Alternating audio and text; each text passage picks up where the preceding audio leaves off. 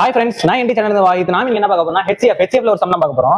நான் ஆல்ரெடி சொன்ன மாதிரி தான் ஹெச்சிஎஃப்ல எல்சிஎம் வந்து சம் வந்தாலே நம்ம தப்பே பண்ணக்கூடாது. ஏன்னா நம்ம ஈஸியா ஒர்க் பண்ற டாபிக் அது ஒண்ணுதான். அதனால நம்ம மிஸ் பண்ணிக்கிறோம். வாங்க பார்ப்போம்.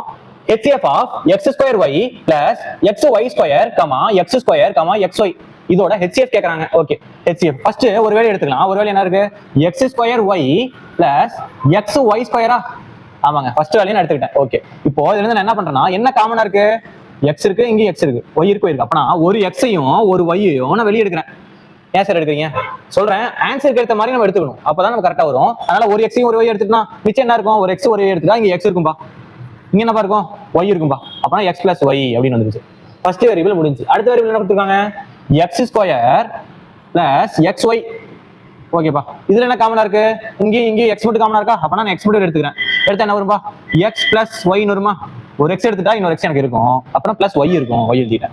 ஓகே, இப்போ நல்லா கவனிக்கணும். இங்க கொடுத்துருக்கிறது என்னது? HCF. HCF என்னப்பா? HCFனா காமனா இருக்கணும். ஃபர்ஸ்ட் அதுதான், ரெண்டுலயுமே காமனா இருக்கணும். ஓகேவா? ஓகேப்பா, இப்போ ரெண்டுலயும் காமனா இருக்கு நம்பர் எது? இதுல இங்க x இருக்கு, இங்க x இருக்கு. அப்பனா x ஒரு தட்டி போட்டுக்கணும்.